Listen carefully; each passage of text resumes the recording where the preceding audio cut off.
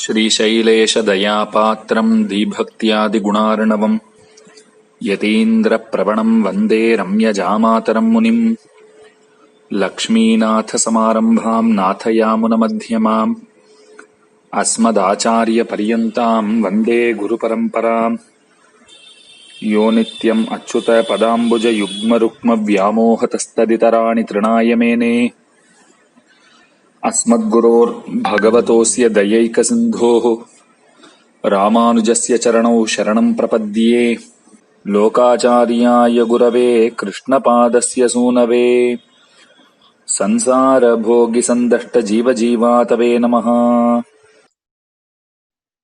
Asmat Gurubhyo Namaha, Asmat Paramagurubhyo Namaha, Asmat Sarvagurubhyo Namaha. So today we are going to continue on with our discussion about Pila Lokacharya's Sri Vacana Bhusanam with the commentary by Manavalamal Munikal. And last time we had a small section about the glories of property, and just I guess we could recap that a little bit.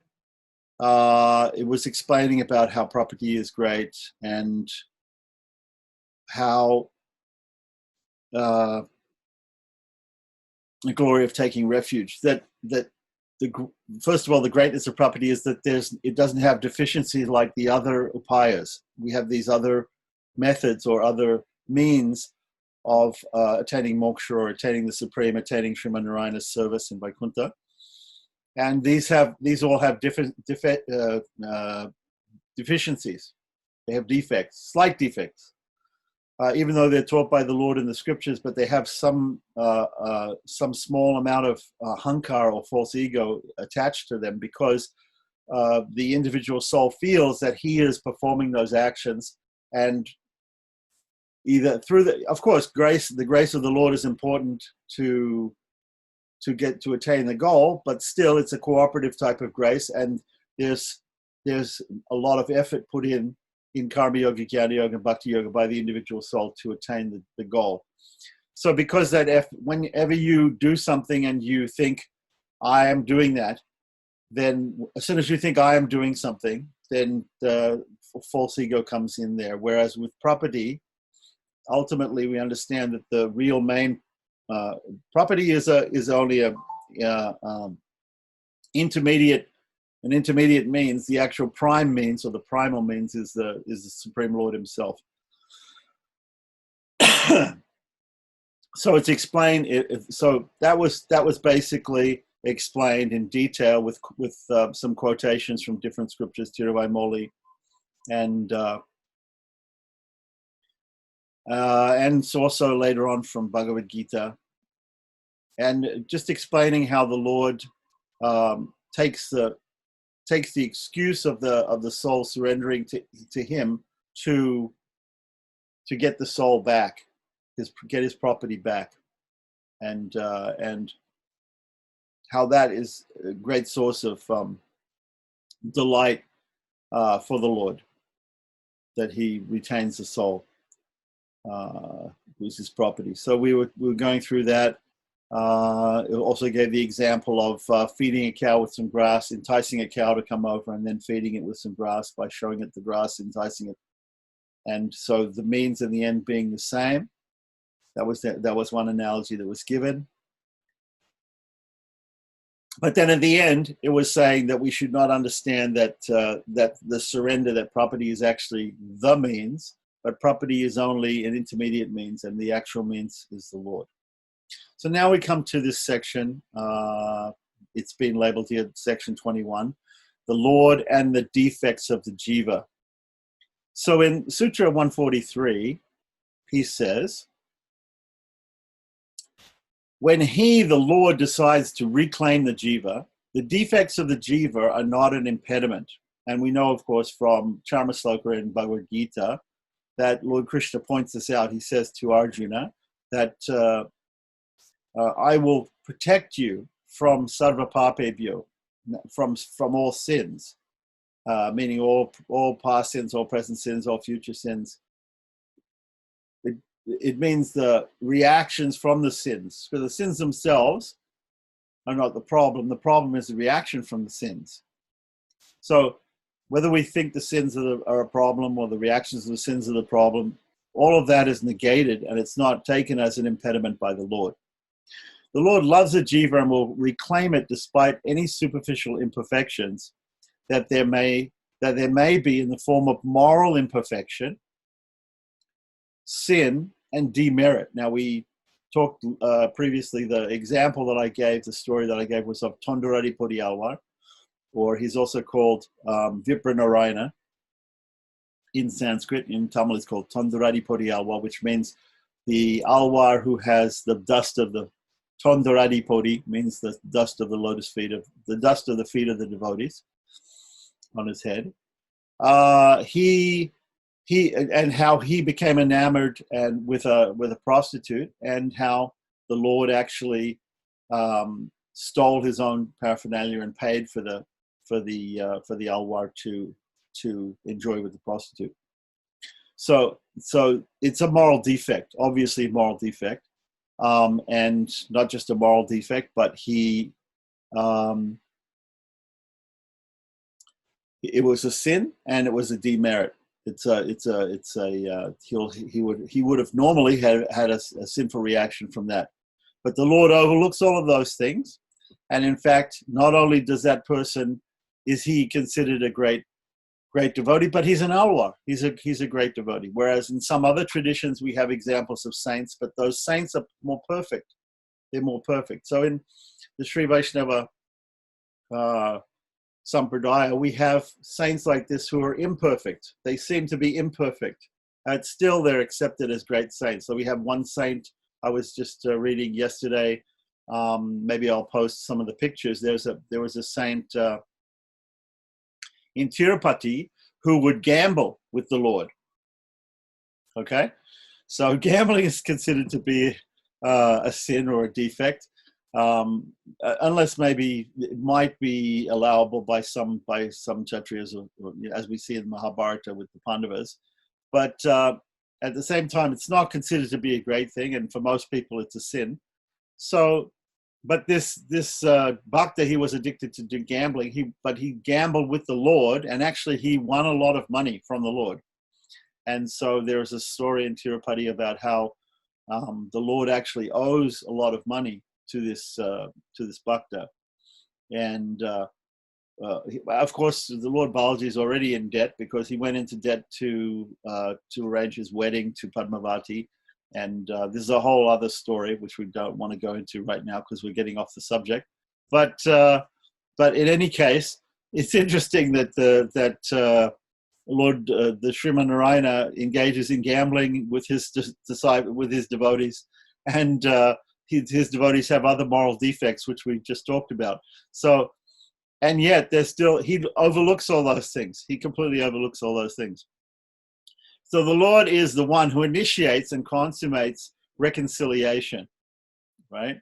So we can't really consider that our simple saying of Tavasmi, I am yours, is the cause of our being returned to Lord Rama. In the Ramacharma sloka, Rama says, just say I'm yours once, and I'll protect you. Well, of course, he is the one who acts through us. So even the property that we do is initiated by him, like that. So somehow or other, we shouldn't even see it as being our something that we initiate, the surrender. But as we talked about before, it's simply the realization by the soul that he is of the intrinsic nature of a completely dependent servant of the Lord. And that realization in itself, that is property. So, the Lord is the one who initiates and consummates the reconciliation, which is, in fact, his gain. He's gaining his property back, right? The soul. This logic flows from the concept that the Lord is the Swami, or the owner of the jiva. So then in the next sutra, he says, these two truths are illustrated by scenarios of the blessed Bharata, the brother of Rama, and Guha, Lord Guha, the hunter chieftain in the Ramayana. So what are the two aspects that we're talking about here? We're talking about, we'll see. Anyway, the two stances of Swagata Swikara, the individual seizing of the Lord, and the Paragata Swikara, the descent of unconditional grace from Krishna, are illustrated by the anecdotes of Bharata, the brother of Lord Rama, and Guha, the hunter chieftain. Bharata, overcome by guilt and grief, sought Rama out and surrendered at his feet and implored him to return from exile in the forest, but Rama rejected his request. So we all know the story of Ramayana, that Ram was banished to the forest for 14 years, and Sita and Lakshmana accompanied him. He had two other brothers, Bharata and Satrugna, and they did not accompany him, but Bharata said that he would take Rama's footwear, take Rama's sandals, and place them on the throne, and in this way he would rule by with Rama as the king, but as like a minister in Rama's stead until Rama came back from the forest. But Bharata was overcome by grief, as were all the people of Ayodhya once Rama left, and so after they made this arrangement, later on he went and he went after them, and he implored Rama to come back. He surrendered to Rama and implored Rama to come back, but Rama rejected that. So here, this is an example of somebody who makes an effort to surrender to the Lord and thinks by his effort he's going to be accepted. But Rama rejected him. Okay? And then we have, on the other hand, Guha, who is this hunter and chieftain of tribals, made no effort to befriend Rama. Nevertheless, Rama actively courted him and befriended him in spite of the apparent insurmountable disparity between them. So this anecdote also reinforces the idea that the Prapana should never arrogantly assume that he or she is saved. Bharata assumed that he was the Lord's brother, and as his brother, he could go to him and he could his act of surrender would be accepted, yet he was rejected. The correct attitude for surrender, therefore, is completely without any expectations whatsoever. So those two examples are very interesting, because in one case you have somebody who actively sought and made efforts to surrender. So not only is surrender, previously, last time we heard that surrender was joyful, was very blissful. It wasn't a difficult process like some of the other processes are difficult. Karma yoga, jnana yoga, bhakti yoga. Karma yoga, you have to work hard to achieve some result, and you have to give the result to the Lord. Jnana yoga, you have to study very hard. And bhakti yoga, you have to do so many things. Shravanam, kirtanam, vishwasmaranam, all these different things. You have to sing, and you have to chant japa, and you have to do pujas, and you have to form yagas, or you have to do all these different actions. It takes a lot of effort, right? But not only does property not take any effort like that, and it's enjoyable because you don't have to worry about all these things. There's what if I can't study? What if I can't work? What if I can't do these acts of devotion? And also, it frees us from this idea of false ego, this small false ego that I'm the one who's through my efforts attaining the Lord. So Bharat, even though he made this effort and he thought, I'm highly qualified because I'm Rama's brother, therefore Rama will accept if I go and say to him, please come back. Rama didn't accept. And yet this Guha, who was a a chieftain or in the, just a hunter in the forest like that. He didn't make any special efforts to befriend Rama, but Rama befriended him. Rama actually sought him out and became his friend. So the Supreme Lord initiated that. So when the Lord, through us, initiates our property, right, this can be accepted, and we don't have to make a big effort to surrender to God. What we have to do is simply have that mentality that we are the completely dependent and surrendered servant of God, or slave of God, or property of God, we can think of like that. So, okay, so then coming to the next sutra, for blessed Bharata, his very virtue was a hindrance. His very virtue was a hindrance. So often we get these problems in India, right? Where we read in the Shastras, the Brahmins are great, or even the Brahmins are great, the Kshatriyas are great, the Vaishyas are great, the Sudras are not so great. The Sudras they don't have any good qualities, and therefore it's really hard for them to make spiritual advancement. They can't do any sadhanas. Maybe they can't listen to the Vedas or chant the Vedas. They're restricted. They can't even go inside temples because they're considered dirty and unclean and everything. So Bharata was the brother of Rama, and therefore he had this extreme qualification. If you're somebody's brother and you go to them and you ask them for something, I mean, if a total stranger asks me for a favor, I'm like, I might grant it, but maybe I won't. But if my brother comes to me, if somebody very close to me comes to me like that and asks me for some favor or something, then that person is much more qualified in my mind to ask me for that, because he's very close to me. So Bharata's actual qualification of being Rama's brother was considered a hindrance. So in the Tengalai Sri Vaishnavas, sometimes they look at caste as being a hindrance. Caste is a hindrance. Normally we would think, if somebody's a Brahmin, he's able to worship the deity in the temple, he's able to do so many things that maybe the other classes are not able to do in the Varnashram system.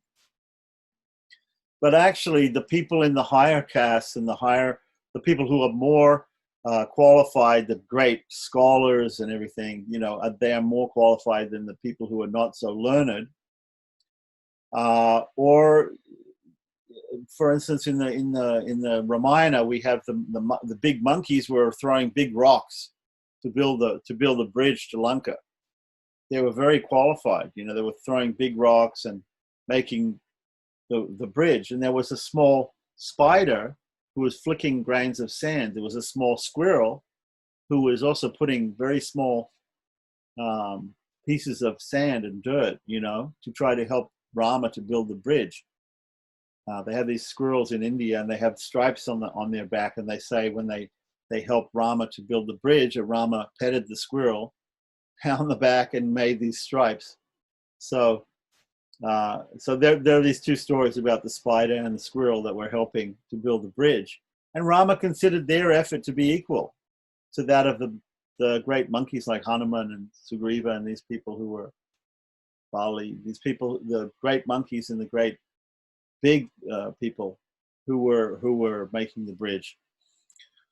So, and as for Guha, his very flaw, what was his flaw? His flaw was he was disinterested, really. He didn't make any effort to befriend Rama.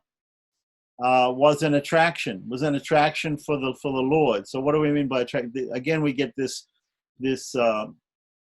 doctrine, especially in Tengalai Sri Vaishnavism. Sabogya hetuka kripa. Hetuka means the cause of. Sabogya hetuka kripa. The Lord enjoys, right, the sins of the world. The mother enjoys the pranks of the child. The mother tells the child, don't play in the mud. You'll get dirty. I don't want you to get dirty, so don't go and play in the mud. And the child goes and does it anyway, gets covered in mud. And the mother maybe even is scolding the child at the same time. She's shedding tears of joy because she gets a chance now to clean the child, and she enjoys cleaning the child. She enjoys She enjoys giving the child a bath and getting the mud off the child. She enjoys that. So God enjoys saving the souls. He enjoys getting his property back. He enjoys saving the souls. If the souls are perfect, how can he save them? He can't express his causeless mercy in any way if the soul is perfect. If everybody did everything in the scriptures, which according to the scriptures, God would be like, okay, well, I don't need to give anybody any mercy. Everybody's doing everything perfectly. Look at these people. They're all doing karma yoga, jnana yoga, bhakti yoga perfectly. So what is the need? There's no need for me to, again, the example of the drowning person. If the drowning person if a lifeguard sees a drowning person and that person is doing okay, he might look somewhere else to a person who is really struggling if there's more than one person. And we know that there are unlimited souls here in the material world who are covered. So why would God give his attention to somebody who's actually perfect, who's actually doing everything perfectly and doing everything nicely, and then let that person continue doing that? But the people who are actually struggling, the people who are actually sinful, the people who are actually for instance, in Gaudiya Vaishnavas, they talk about that there's a saying, patita pavana. They say God is like a patita pavana. Patita means the person who is fallen, who is most fallen. Patita means fallen. Pavana means to give the mercy to. So God is the person who gives mercy to the most fallen. So of course he gives mercy to his other devotees also, but especially to those who are the most fallen. So if a person attempts to reach the Lord using some other means or upaya, remember last time we were talking about upaya antara. Upaya means, and antara means alternate means, not property. So, or not the Lord himself even. So other upayas or other means, that means itself obstructs the attainment of the goal. So the very karma yoga, jnana yoga, and bhakti yoga can become an impediment to reaching the pure state of egoless acceptance that we are totally dependent on the Lord. The ego seeks some pretense for reinforcing itself through the spiritual justification of attaining the Lord. So we have people justifying, well, why do you work so hard to give you the fruits of your labor to God? Why do you study so hard to understand all the scriptures to try to attain moksha and God? Why do you do so many difficult acts of bhakti, bhakti yoga? Why do you do this? Why do you make so many efforts like this? We have to ask to people, right? And people will say, well, I'm doing it because I have to do it. I have to do it because God says in the scriptures, this is the way to do it. And therefore I have to do it. I feel that I have to do it. If I don't do it, if I don't take at least one step towards God, he's not going to give me his mercy. So I really have to do something like that. Whereas, so the person who's drowning thinks, yeah, I really have to try and do something to save myself, but he can't save himself. So he thrashes around hysterically and he simply makes it worse.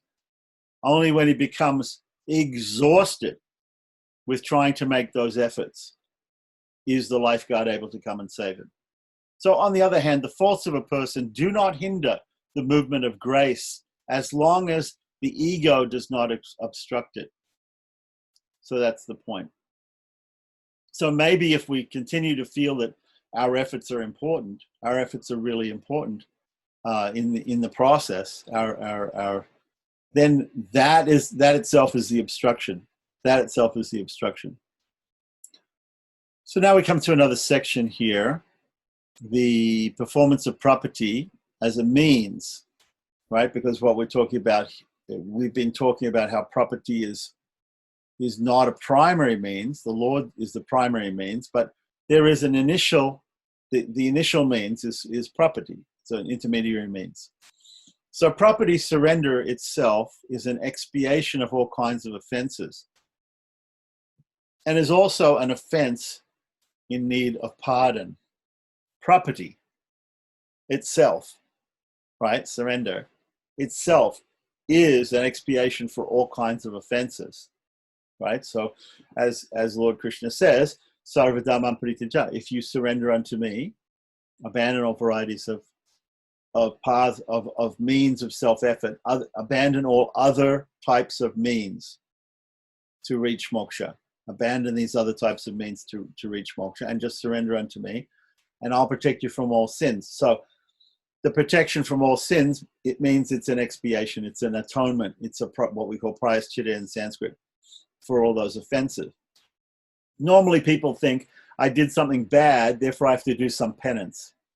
In the Catholic Church, people go to church and they go say confession. They go to the confessional and they say to the priest, I did this bad thing and I did that bad thing, and this week I did this bad thing and I did this bad thing twice, and please forgive me. And he says, okay, you can be forgiven, but you've got to do this. You've got to do some penance. Go work with the poor for an hour, or even in court cases, sometimes they do this. They'll give some person who's done something wrong, they'll give him community service, as well as being jailed for some time. They'll have some community service they have to do. They have to pay a fine, whatever it is. These are ways that society feels that we have to atone for breaking rules or breaking laws. Which, what does breaking rules and breaking laws means? In religious terms, it means sinning. Sinning is just the breaking of shastric rules. So, property performed as a means, svagata svikara, although being an act of surrender to the Lord, betrays the element of ego and self-assertion.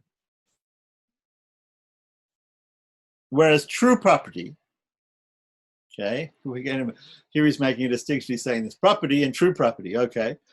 Whereas true property is simply a relinquishing of all effort at struggling for perfection and simply opening up a space to be filled by the descending divine grace. So just be open. Just be open to God saving you. If you're drowning in the ocean, stop trying to save yourself. Go limp. Just go totally limp, and the lifeguard will come and he can save you. But until you do that, he's going to back off, because he doesn't want to deal with a hysterical drowning person who's trying to save himself. If you think you can save yourself, go ahead, try like that. Once you know that you cannot save yourself, then you have to give up your efforts, which are useless anyway, and let the person save you. Let the lifeguard save you. Thus, property done as a means to an end requires pardon. Okay? So when we first hear about property, we hear, okay, there's an easier way than karma yoga, jnana yoga, and bhakti yoga. And it's universal. We hear this. And we think, wow, that's great. Let's do that. And how do we do that? Lord Rama makes it very simple. He says, once only, say, I am yours, and that's your surrender. That's all you have to do. Even that requires some small effort, and requires us to, we think that we are doing that. We think we're the ones initiating that, right? Even that small amount of false ego has to be given up, and there has to be some atonement. There has to be some pardon for that. And that is the true property. The Lord himself will then take that excuse to become the main upaya, to become the actual means. The actual means of our liberation. Okay. So the performance of property as a means is like a wife who, having left her husband, spends a long time living with another man. One day, she approaches her husband without shame or fear and says, take me back. So in this case, here's an analogy to try to understand this. So in this case, the husband may indeed take the wife back, in spite of her well-known misdemeanors. But it would be far better if the wife was taken back at the husband's own initiative. Likewise, it is better to be reconciled to the Lord on the Lord's independent initiative. All that is needed is for it to be known that one is ready to be taken back. So if you are ready, what does that mean, ready? So we have these 5 or 6 symptoms of Sharanagati, or surrender. One of them is Karpanya. Karpanya means helplessness and hopelessness. So if you make it clear, if you pray to the Lord and you make it clear that you've just come to the end of the rope, come to the end of the rope, they say, there's a rope and you're on the rope, and at the end, there's the last rope, and otherwise you'll fall. So you come to the end of the road, end of the rope. You feel completely destitute. You feel hopeless and helpless. You are a refugee. These people who lose everything. We hear about the refugee camps that burn up, and people who even had a place in a refugee camp. I mean, the material world is like a refugee camp. We're all broken people here. Sinful people who are thinking about materialistic things, not thinking about the Lord, not thinking that we're the property of the Lord, not really wanting to engage in His service, not interested in moksha, just interested in their own egos and their own enjoyment, material enjoyment, like that. So we're all broken here in this material world. We're all like refugees in a refugee camp. Then the refugee camp burns down. We have nothing. So when we realize we actually have nothing, we think that we can be saved here by all the, what Prabhupada used to say, fallible soldiers of wife, family, even nation, national leaders. We feel that different people can save us, or even different institutions like the church. Even the church can save us, whatever. But we don't open ourselves up and say, okay, I really have no qualifications. I really have no way of making an effort to save myself. And even if I do make an effort to save myself, even the slightest effort that I make to save myself is only done by Him, and it's not by me. If I just open myself up to being saved, that's the important thing. Then the Lord takes the initiative. So in property, we think sometimes that, property is just like one of these other paths of effort, karma yoga, jnana yoga, and bhakti yoga. We have to take the initiative. No, we want the Lord to take the initiative. How do we get the Lord to take the initiative? We simply make ourselves open, make ourselves known to. So in this case, the example is given of a wife that leaves a husband and goes and lives with another man for a long time. And then one day she takes the initiative and she goes back to her husband and says, please take me back. Well, he may or may not take her back. But if somehow or other she lets it be known that she would like to be rescued, right? Then the husband initiates the rescue, rescuing her from her situation like that. Even if the situation is of her own making. So that's better. That's a better thing, is to get the initiative of the Lord. So now the question comes, we want to talk more about the initiative of the Lord, how to get the Lord to initiate taking us back. So dependence upon another arising from independence is better than dependence upon another based on mercy. That's a very interesting statement. Although one of the Lord's traits is His absolute independence, right? So he's independent. He's self-satisfied. He doesn't have to think about this example of the wife that's left the husband. He doesn't feel like he has to go after that errant wife, or yet he longs to serve his devotees and be dominated by them. That's interesting. So such dependence upon devotees can arise from two causes: the Lord's compassion for those who seek refuge, and from His own free will by spontaneously bestowing grace upon those whom He chooses. So two causes. He has compassion for those who seek refuge from him, right? Right. And he also has this, he can spontaneously bestow his mercy upon whomever he chooses. It's not that God is forced to only save those persons who surrender to him. No, he has free will also. It's not that God is waiting around for us to surrender to him. He can also initiate that. So,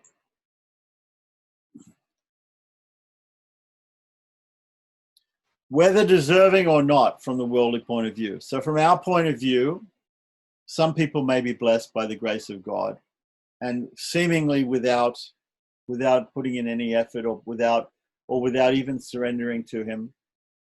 And we can't question that because that's the will of the Lord. That's such a sankalpa. That's his divine grace that he can bestow causelessly upon anybody. So continuing on, this truth indeed is referred to in the living corpus of the Veda. So now we're going to quote from the Veda from Katha Upanishad and Mundaka Upanishad.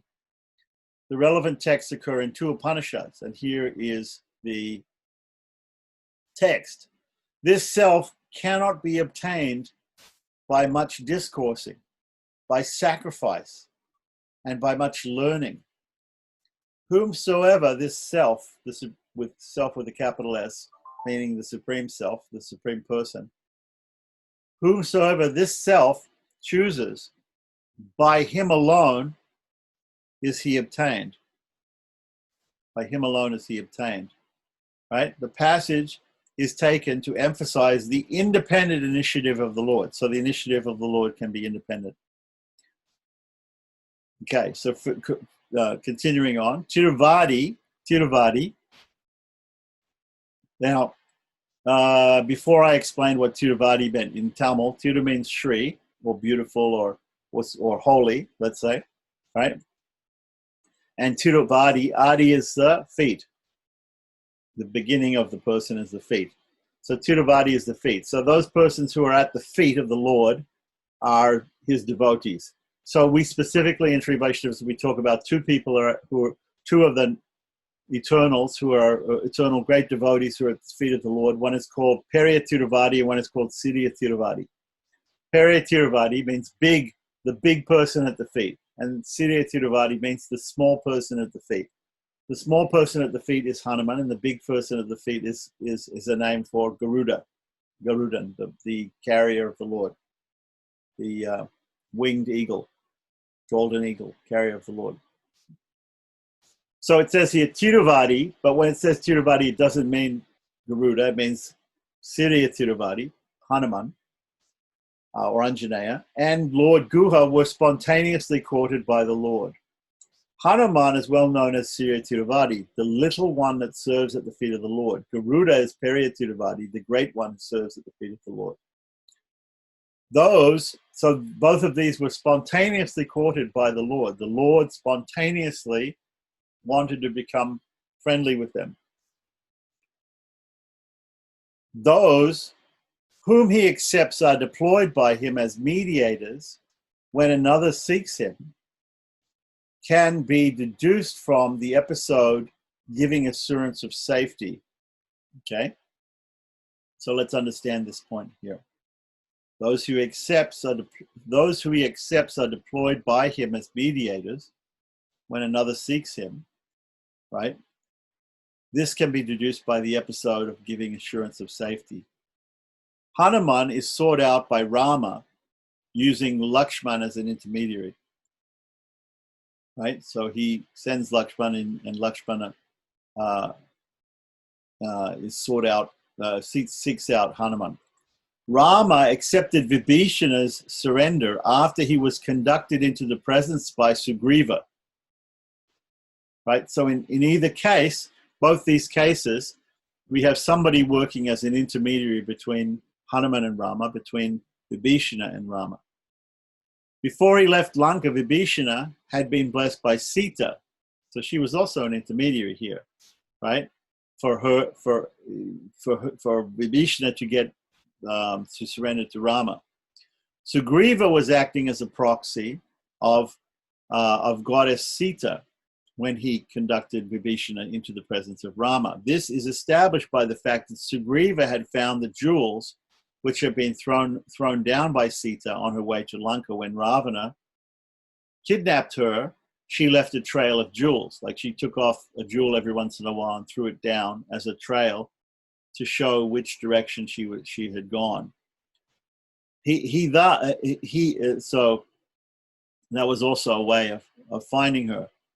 He was thus the specific recipient of her grace and appointment as a proxy, right? So because Sugriva found the jewels, right, it's understood that he was a proxy or a mediator between goddess Sita and others. So we know that in the Ramayana, different people are also seen as different things. The analogy in the Ramayana is that Hanuman is like the guru. So Hanuman intercedes also between Rama and Vibhishana. When Vibhishana comes, of course, here it said that Sugriva brings Vibhishana to the presence of Rama. But when Vibhishana comes and he surrenders to Rama, along with a couple of Rakshasas who came with him, everybody is asked for their opinion. Everybody's asked their opinion. Should we accept this person? Maybe he's a spy. Maybe he's got some ulterior motive, right?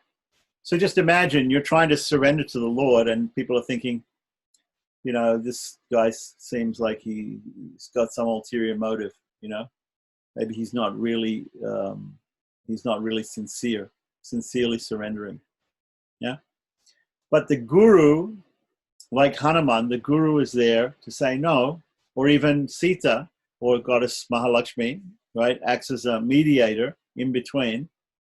We discussed this before. She's a Purushakara, and the acharyas are like a proxy. Here, the word proxy is being used. Proxy for Mahalakshmi, to be a mediator between us and the Lord, to help us, to introduce us to the Lord, and therefore, in the Ramayana, Hanuman is seen as the guru, as like the guru. And actually, there's different levels of analogy and of symbolism in the Ramayana. Hanuman comes and meets Sita in the forest, and Sita is in the Ashokavan, in the forest of Ashoka, and being surrounded by demons is like the jiva in the material world. And Hanuman comes as a guru and gives the ring from Rama, which is actually the jewel from Rama, or the jewel from God is actually the Astakshara mantra, the initiation, the Samashrayanam, and gives it to her, and like that. So there's a lot of different symbolism that we can get from reading Ramayana. As Vimalokacharya has said in the beginning of this book, he said the Ramayana is the greatest Shastra apart from the Vedas, to explain the Vedas and to explain the system, especially of property. Okay, so let's continue on. The importance and mediation of the greatness of Lakshmi, because now we're starting to talk about, once again, Purushakara Vaibhavam. We're talking about the Purushakara, or the mediator, Mahalakshmi, or her proxies like the Guru, like the Acharya, in between the soul and God, right? Because why? Because we started to talk about property. We explained the greatness of property. We explained the defect of the other paths. We explained the slight defect in thinking that property is the only way, right? And that we have to make an effort in property. Then we explained how the best type of property, or the real property, is that initiated by the Lord. In other words, the Lord as the means himself, right?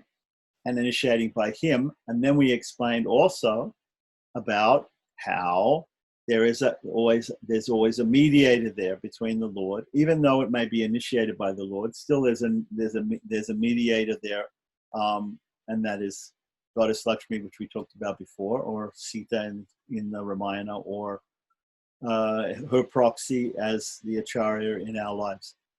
The importance of mediation and the greatness of Lakshmi. So both the jiva and the Lord resort to mediation to resolve their estrangement. So we are estranged from the Lord.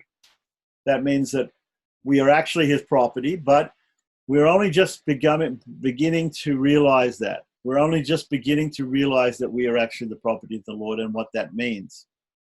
One may ask why there's a need for a mediator in any case. The reply is that the jiva needs a mediator because it has been straying from the Krishna or Sriman Narayana for so long and has been defiant and recalcitrant, right, in assuming its independence. It's therefore understandably stressed at the thought of meeting an irascible master who may punish it, right? So even Arjuna, he was thinking it's very difficult to surrender to Krishna, right? Once he understood that Krishna was God, after hearing all the, first of all, approaching Krishna as a guru to try to get knowledge from Krishna, and then understanding by the end of Krishna's preaching to him, almost the end, in the 10th chapter and 11th chapter, he understands the greatness of Krishna and that Krishna is actually God, right? In the Bhagavad Gita, Param Brahma, Param Dhamma, Pavitram, Paramam Bhavam, Purusham, Shashvatam, Divyam, Adidevam, the original God, Adidevam, Ajam Vibhum, right? And he understands this. Once he understands this, then he becomes a little bit different attitude. He was Krishna's friend. Then he became Krishna's student, right? In the 2nd chapter, please tell me what to do. And then Krishna started teaching him, and he started realizing, wow, this person really knows a lot. He's really instructing me properly. My weakness of mind and my wrong thinking is being cleared by this person. And then ultimately he realized, wow, Krishna is God. He's God. He's actually the supreme person. But once we realize that, and we realize that we're the servant or the slave or the property of the supreme person, that can be very stressful in one sense, because we don't know what is that person going to do to us. If you all of a sudden you said to somebody, well, you're actually the property of somebody else, you actually belong to that person. You don't have a lot of freedom of thought or deed, anything like that, but you're actually very subservient. That's your real nature. Well, wow. Okay, that's a whole new relationship for me to everything else. And I've got a master all of a sudden. That can be stressful. So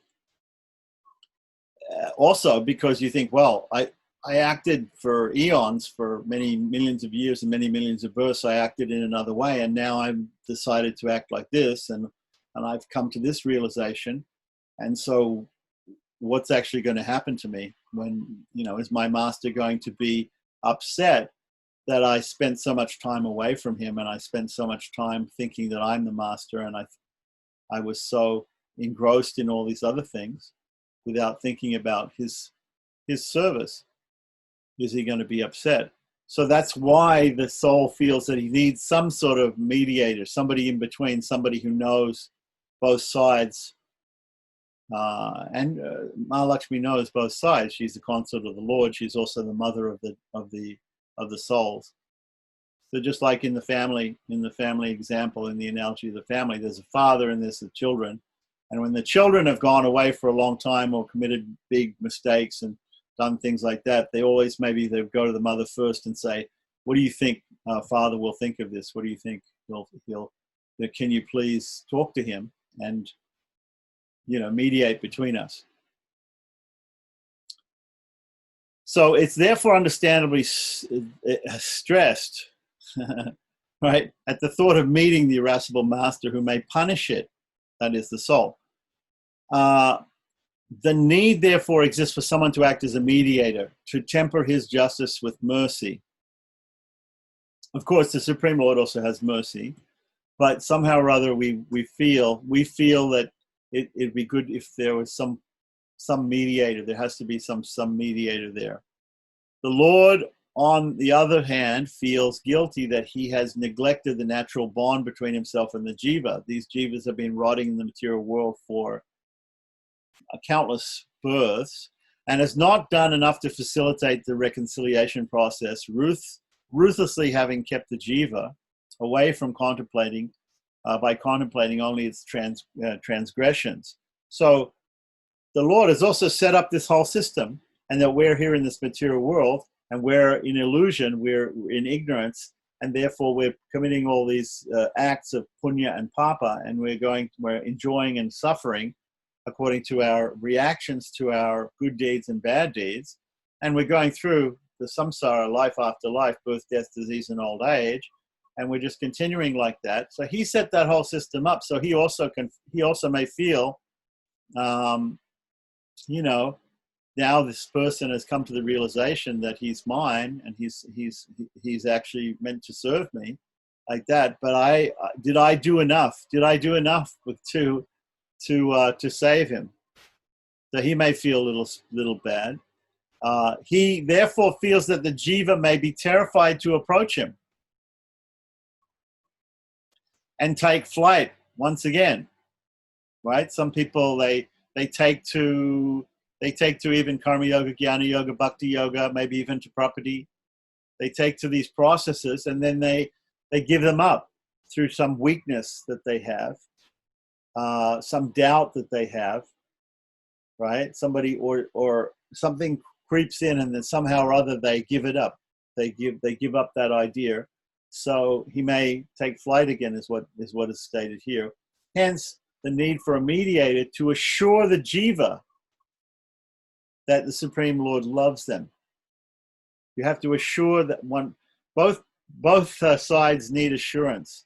The jiva needs the assurance that he's going to be accepted and not punished by being thrown into eternal hell for all his transgressions.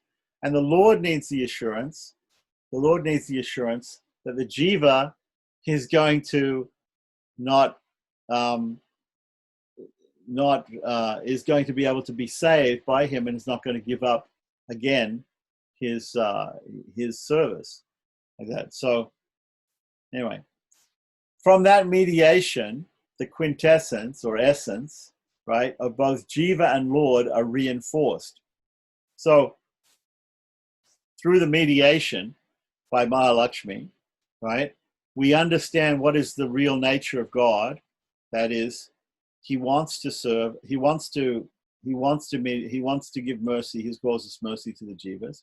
And what is the real nature of the jiva? The jiva actually wants to serve the Supreme Lord, wants to be his property and perform his service. So the real nature of both the Lord and the jiva come out through the mediation, through the process of mediation. They don't come out otherwise. Without this process of mediation, the real understanding of who the Lord is really and who the jiva is really don't come out. The instrumentality of the mediatrix means the Purushakara or the mediator. Mediatrix is just, in English, it's a feminine form of the word mediator. So we can say mediator. Mediator means what? The median is media is in the middle, right? The person who's in the middle between two sides who are having a dispute is a mediator. So the instrumentality of the mediator Lakshmi or Mahalakshmi also helps to reinforce and make manifest the quintessence or essence of both the jiva and the Lord. The mutual interdependence of the two is both conditioned and eternal. Mutual independence of the two, the jiva and the Lord. So the Lord and the jiva are mutually interdependent. They're dependent on each other. The dependence of the jiva on the Lord is conditioned by the karma factor. The jiva, over millions of lifetimes, accumulates a huge store of karma which binds it to samsara, and thus the originator and maintainer of that samsara, right? So the jiva has had millions of lives, and it's made punya and papa, it's made good and bad acts, and it has to enjoy and suffer all the reactions to those good and bad acts. But because that samsara itself is the Lord, and is also the originator and maintainer of the material world, right? That is an eternal relationship there with the Lord. Of course, everything's related to the Lord because He's the source of everything. Yet, everything comes from the Lord. The dependence of the Lord on the jiva is also conditioned by karma, inasmuch as the Lord cannot act except in accordance to the jiva's karma. So normally the Lord doesn't act, but He lets the karma play out. He lets the jiva enjoy his punya and suffer for his papa, enjoy the fruits of his good acts and suffer the fruits of his bad acts. So he's bound by a judicial responsibility to administer the law of karma in accordance with the cosmic laws or rita, which he set up. He set this all up so that it would play out like this. So why would he contradict or overrule his system? On the other hand, the quintessential or essential relationship of Shesha Sheshi, right? Shesha means servant, right? Or dependent. And Sheshi means master, right? Is natural, eternal, and unconditioned, right? So this is the essential relationship between the two. By that mediation, again, we're still talking about mediation here. By that mediation, the mutual dependence factor, which is non-eternal condition, is mitigated. So mediation there's a factor of mutual dependence between the Lord and the jiva, which has to do with karma, with the sins of the soul. That is gotten rid of by the mediation. The mediation says, we don't care. The mediator says, no, forget about that part of it. That we're willing, God is willing to forgive that. He's willing to forget about that punya and papa that the jiva has stored up, right? The jiva should also forget about it, right? So mediation by Mahalakshmi, or Mother Lakshmi, obviates the dependence upon the karma factor, which is non-eternal. This is not an eternal factor between the Lord and the jiva. This is a factor between the Lord and the jiva only the bada jiva, only the sinful jiva has this factor in his relationship with the Lord. And that factor, by the mediation of Lakshmi, that factor is gotten rid of. It's destroyed. It's neglected. So it's a non-eternal factor of relationship that we have with God. We have a relationship with God that we've committed punya and papa, we've committed good and bad acts, therefore we have the karmas. He set that whole thing up. So we have that relationship with him. But that relationship is not eternal. That's not our essential nature. Our essential nature is to be his, belong to him, and serve him. And that is brought out only by the mediation of Lakshmi. So as the Lord and the jiva have a witness, they cannot annul their mutual relationship of protector and ward. Ward means somebody who's under the protection of somebody else, right? And the generator of karma and the dispenser of its reward. So Mother Lakshmi, in the role of the Purushakara or mediatrix or mediator, is also the grand witness, and therefore neither the Lord or the jiva can either unilaterally or bilaterally annul the relationship between them. So another factor in the mediator is that the mediator hears what each side has to say, brokers the deal between the two sides, and is the witness to their agreement, is a witness to their agreement. So here we're talking about the agreement between the soul and the Lord, right? That the soul, by understanding that he is the property of the Lord, he is the slave of the Lord, the servant of the Lord, agrees to again act in that way and think in that way. And the Lord accepts, again, wants to accept him like that, and therefore they forget about all the karmas, the punya and papa karmas that have accrued over millions of births. And Mahalakshmi, or the mediator, right, or her proxy, like the guru, the acharya, right, they are the witness to that. Just like when we do Sharanagati, when we do Prapati, when we do Sharanagati, with Samashrayanam, we go before the acharya and we get the Tirumantram, we get the holy mantras, we get explained the meaning of Prapati and all these things, and we surrender to the Lord through the agency of the mediator, who is the acharya. He's the proxy for Mahalakshmi or Sita Devi, and therefore there's a witness. He's a witness. He's a witness. She's a witness. She's a witness to the surrender of the soul. So she's also a witness to the fact that the Lord is going to forgive the soul. So because she's the witness, nobody can renege on their deal.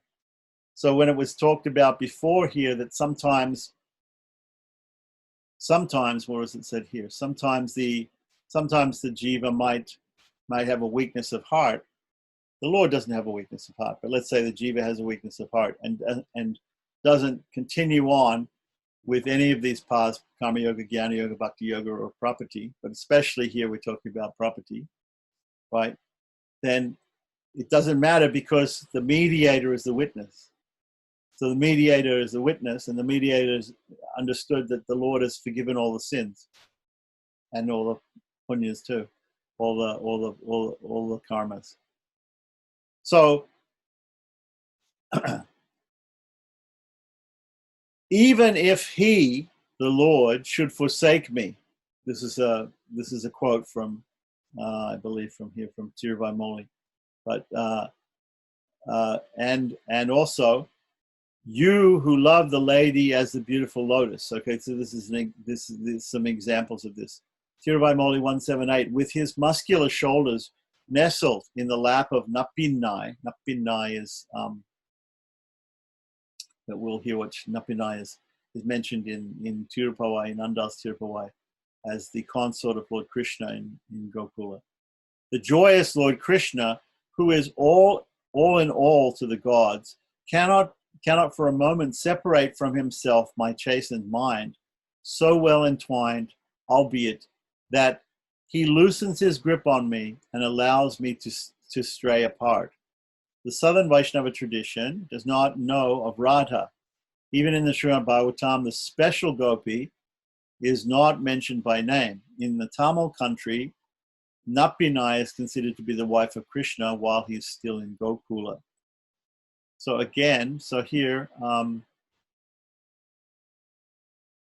we can also think of when it says, even if he should forsake me, we can also think of the Shikshastakam of Sri Chaitanya, even if you crush me by his embrace, still he's my merciful Lord, birth after birth. Okay? So, and then Tiruvai 10:10:7, O my beloved, you who are dear to your consort, the one born of the beautiful lotus, meaning Mahalakshmi, as the unique blissful boar, this is Varaha, Mahavaraha, Pandri Perumal. In Tamil they call Varaha Pandri Perumal, means the Lord Vishnu who took the form of the boar. You did wrench the earth out with your tusks. You brought up the earth from the ocean with your tusks, O Lord, like a sapphire mountain rising up between two moons. The ocean blue did you churn. Once having gained, you shall I let you go. You should I let you go. I don't know exactly. Maybe that's a mistake here. Once having gained you, shall I let you go? Okay, there needs to be a comma there. Once having gained you, shall I let you go? And it's a question. So obviously the earth, once having been rescued by Lord Varaha, is not going to let go of him like that. So the idea is once having attained the Lord, we shouldn't give him up. Here Nam Alwar gives prominence to the goddess, meaning goddess Bhumi Devi, affirms that once the Jiva and the Lord have discovered each other and have broken through the karma relationship, neither can forsake each other. So we have to get over that idea. We have to get over that fear that God is going to punish us, right, for all these sins and even all these good activities that we've done, the punyas. He's going to give us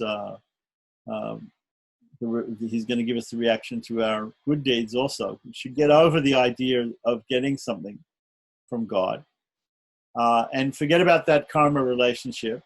And if he can forget about it, we can forget about it, and therefore we can come back to our actual real relationship. The magnitude of her position, meaning the mediator, Mahalakshmi, is to be understood by the quintessence or essence and qualities indicated by the passive derivation. The word Shri can be interpreted in 4 different ways in accordance with 4 grammatical constructions. According to the passive construction, Vyutpati Karmani, Shri can be interpreted as Shriyate iti Shrihi. Shrihi. She who is sought after. She is sought after by the jivas due to their quintessence as eternal servitors of the Lord. She is also sought after by the Lord as his affectionate consort. So Mahalakshmi is really sought after by both sides in the negotiation. She is also in this way she influences both the jiva and the Lord in her role as the mediator or mediatrix. Mediation is indispensable for all 3 categories of people who are qualified for property. And we have to look at Sutras 41 to 43. Does anybody remember what the three categories are? We have 3 categories. We have, I believe, we have the normal people like us, we have the acharyas, and we have the alwars. We are surrendering out of fear, basically, because we're afraid of staying in this material world and being in samsara. The acharyas are surrendering out of knowledge because they've understood, they have realized wisdom of their position, right? And the alwars, or persons who are totally immersed in the beauty of the Lord and his Ananta Kalyana Gunas, his unlimited beauty and everything like that, they are absorbed in his love and they surrender because of that. So there are these three types of people. 3 kinds of persons who are eligible to take refuge in the icon or in the Lord. The uninformed, the well-informed, and those who are given to spontaneous devotion. Right, so we're the uninformed, right? Generally, that's us, right? So the uninformed are like like us in general, right? The former preceptors or the great acharyas who took refuge on account of being well-informed, right? And the alwars are prapanas by being absorbed in the ecstasy of devotion. Okay, so that's the 3 types, right? If we go back, Sutra 159. Mediation is indispensable for all 3 categories of people.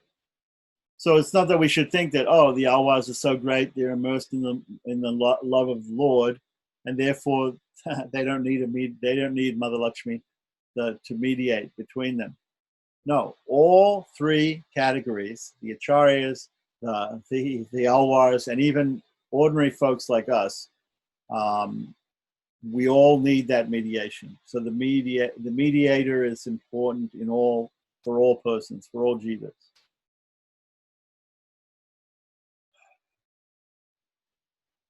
The love relationship between the Lord and the jiva. The merit sought by this jiva is indeed to be eschewed, just like demerit. right? So merit means punya, demerit means sin, right? So punya is also to be given up, right? The Venerable Acharya now begins a discussion of the love relationship between the jiva and the Lord. Merit, or punya, in this context refers to the sense of dependency, sheshatva, of the jiva upon the Lord. Demerit refers to the sense of independence or swatantriya of the jiva from the Lord. We're actually not swatantriya, we're paratantriya, or sheshatva. We are merit. So it's important that we understand that we are sheshas, or we're servants of the Lord, and that we're not independent from the Lord. When love develops between the jiva and Krishna, the former merit becomes a hindrance as much as the latter. It's very interesting. When in an ecstatic state of union, Krishna deigns to reverse roles and delight himself by serving the jiva. The latter should not shrink back from feelings of dependence and humility and thus hamper Krishna's pleasure. So in Krishna Lila, we see sometimes Krishna serving his devotees. We see Rama serving his devotees. So we should just go with that. If the Lord wants to enjoy in that way, then we should let him enjoy in that way. We should not let it hamper that relationship by overly emphasizing our dependence upon him as servant. As clothes worn for adornment are obstacles to intimacy. Clothes worn for adornment are obstacles to intimacy. Right? So clothes act, when we wear clothes and ornaments and we wear lots of, to attract another person, right? That's the initial stage of attraction, is you see a person always very well dressed, or she's very well dressed or beautiful like that, and you become attracted to that person. But actually, when you want to get very intimate, the clothes become a hindrance. So in this case, what we're talking about when you get very close to the Lord, when you get very personal with the Lord, it's actually a hindrance to that relationship, that you think that you are his slave or his servant. That can hinder most close intimacy. The jiva's dependence, or sheshatva, is like a decorative clothing worn by the beloved. It's indeed pleasing to the lover, but hinders an intimate embrace, and thus must be discarded prior to conjugal union taking place. Okay, well, it's sort of a very high esoteric point here. Of course, until you reach that stage of realization of, we shouldn't abandon sheshatva. We shouldn't abandon our dependence, our feeling of dependence on the Lord, until we get to such a situation like this. So, and then the example is given, haropi, even a necklace. The quotation from Ramayana is in reference to Sita. By her, who was afraid of an impediment to contact, not even a necklace was worn around her neck. Typical of the conjugal bliss enjoyed by Rama and Sita, it is said that Sita would divest herself of every article that would hamper total and complete union with her Lord, even a bangle, chain, or necklace. Okay. So, dependence upon the other, like merit or punya, like merit, hinder enjoyment of the other. Dependence on the other, like merit, hinder enjoyment of the other. Okay, so the soul wants to enjoy God, and God wants to enjoy the soul. The feeling of total dependence on the Lord, paratantriya, is a virtue like Sheshatva. It negates ego, conceit, and arrogance. But if it results in the jiva being unresponsive and totally passive, it becomes a hindrance to pure transcendental enjoyment and the mystic experience of the Lord. Okay, so again, this is a very high. It's a discussion of a very high point here. Can Sheshatva, the feeling, or Paratantra, the feeling of complete dependence on the Lord, right? First of all, it helps to negate our ego, our conceit, our arrogance, our false ego.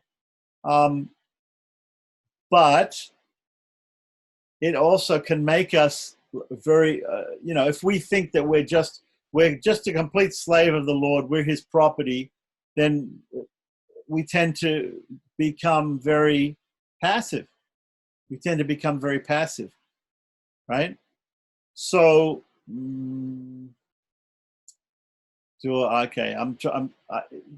be explicit about this, let me say that there's a type of lover who is passive, right? There's a type of lover who is passive. And there's another type of lover who is more active. And normally we feel that the active lover is, the enjoyment of active lovers is more enjoyable than the enjoyment of passive lovers. Let me just say that without getting too explicit. And I think this is what's being taught here, but of course it's a very, very high point here.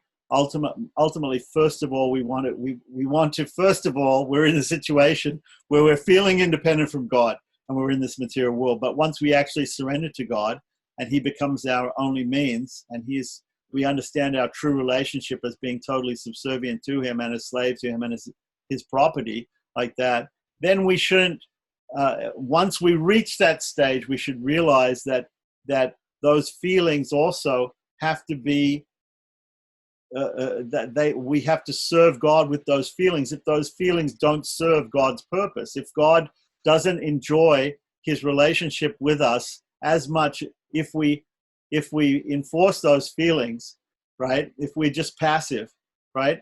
Then we have to give up those feelings also in order for him to enjoy us more. That's what it's saying, basically. And it's a very high concept, very high concept. Like the virtues of Sheshatva and Paratantra, right, which means servitorship and complete dependence, right? Cognition of defects are also to be relinquished.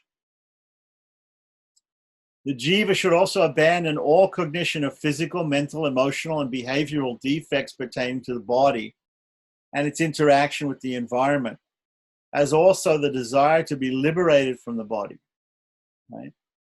You have to give up this idea. One should cease to disparage the body and its socio-economic states, like the Gnostics, who see material life as inherently flawed and evil. So we don't. Okay, so first of all, we're talking about giving up the virtues of Sheshatva and Paratantra, which is a very high stage, right?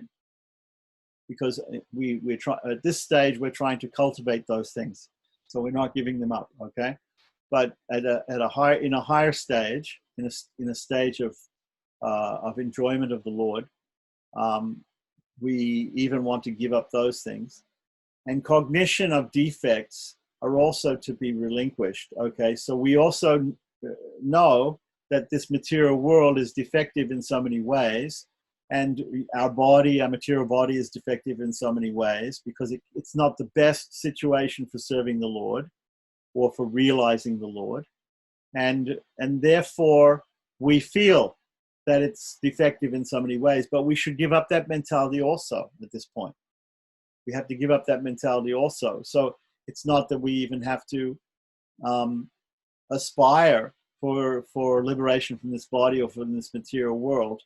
Right? If it's his will to enjoy us being here in this material world, then let him do that. That's his will. like that. So we can also give up our hatred of material things, give up our hatred of this material body and its defects, give up our hatred of everything that's going on in this material world, right? And we have, like oil and water, we have to be above it all, like that. So adornment is disliked, but dirt is liked. Okay. That's very interesting. Okay. Ornaments, apparel, and cosmetics actually hinder the ecstatic making of love, but passionate lovers never seem to mind sweat or natural smells of the body or even dirt on the body, nor the fact that the body contains pus, blood, mucus, feces, and urine. The jnanis think that the jiva, in its pure and pristine state, devoid of all material contamination, will enhance the pleasure of the Lord. This is how jnanis think. Yet we see that even after attaining full enlightenment, it is the Lord's will that the jiva remain on in the physical body.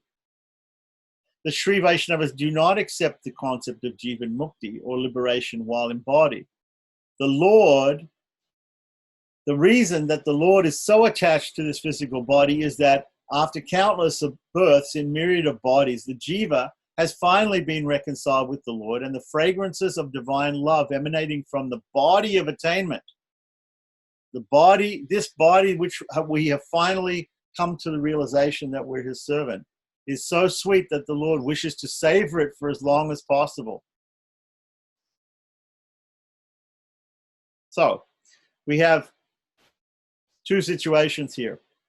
We have a situation where we have those who are engrossed in material punya and papa, in good and bad acts in this material world, and are completely not thinking about the Lord. And we have another situation where we have in Vaikuntha, we have the people who are totally nityasuris, who are totally worshipping the Lord at every minute and every second, like that. There's nothing that they don't think about the Lord. And then we have in between.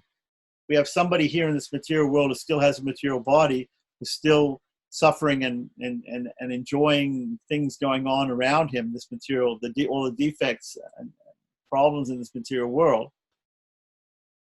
but has come to the realization that he is the servant of God, somewhat come to that realization, and wants to surrender to the Lord and continue further, and is trying to cultivate that mentality of Sheshatva and Paratantra, of dependence and complete absolute subservience to the Lord.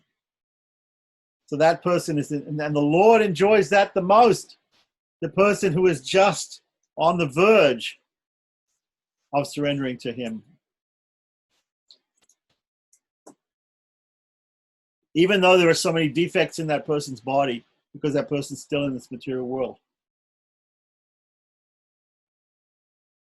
And the example given, again, not to be too explicit, but is the example given of lovers who don't mind the sweat or the dirt on the other person's body, because they overlook it, completely overlook it.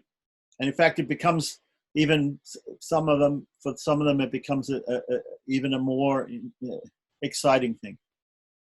And like the mother, again, the mother and the child who is perfect and doesn't play in the mud is a joy to the mother. But the child that plays in the mud and gets mud all over himself, the mother enjoys cleaning the child, enjoys getting the dirt off the child.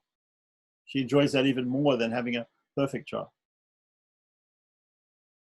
Remember the words, taking a bath caused anger. Okay, interesting. The reference here is to an episode in the Ramayana at the end of the Great War. After the defeat of Ravana and the overthrow of his regime, Rama sends Vibhishana to bring Sita to him. Sita, however, anxious to meet her beloved Rama, decides to take a refreshing bath and wear clean clothes before she appears before him. Rama is angered by the delay and frowns in rebuke. Right? Oh, I want to be perfect for God. right? I want to be perfect for God, right? In this material world, we may think like that. All these karma yoga, jnana yogis, and bhakti yogis, they're all thinking like that. They're all thinking like that. I have to become perfect. I have to work perfectly and offer everything to the Lord. I have to study perfectly, and I have to learn everything, and I have to do all these acts of self-effort perfectly for the Lord. I have to do that. They're intensely trying to do everything perfectly. And the Lord here is not interested in that because of the delay and the rebuke. He rebukes that person for trying to be perfect. Here he's rebuking Sita for trying to be perfect before coming to him. It's an amazing thing. So again, God enjoys the sins of the world. He takes it as an excuse to save those who are sinners, and he likes much more the people who are sinners than the people who are perfect, because only they can give him the excuse to show his mercy. So the deceit, the next sutra, the deceitful thief or destroying. These are two quotations from Tiruvai 10.7.1. Beware ye poets composing songs sweet and chaste. Better be attentive as you sing, else you can't survive. The Lord of Tirumal, Iruncholai, which is a hill station. Tirumal means Perumal, it means the Supreme Lord. Tirumal was usually considered to be the god of hill stations. So there are many temples of Vishnu in Tamil Nadu and in South India in general that are up on the top of mountains. So Tirumal, Iruncholai, is mysterious. He practices deceit and stealth. He held on to me ostensibly to hear these songs, but into my heart and soul secretly did he dissolve and consume them all. Secretly did he dissolve and consume them all, thus displacing me. Did he attain his full stature? And Tiruvai 10.7.10. My Lord of Tirumal Iruncholai. So here, Alwar is praying about the same place.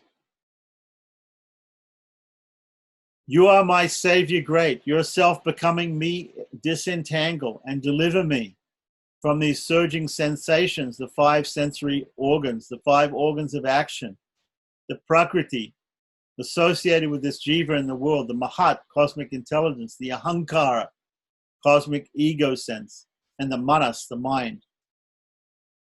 These verses illustrate the point that although Nam Alwar successfully argues the case for abandoning the material nature, the Lord declines to comply with his request, demonstrating that he relishes the enlightened being along with the physical body.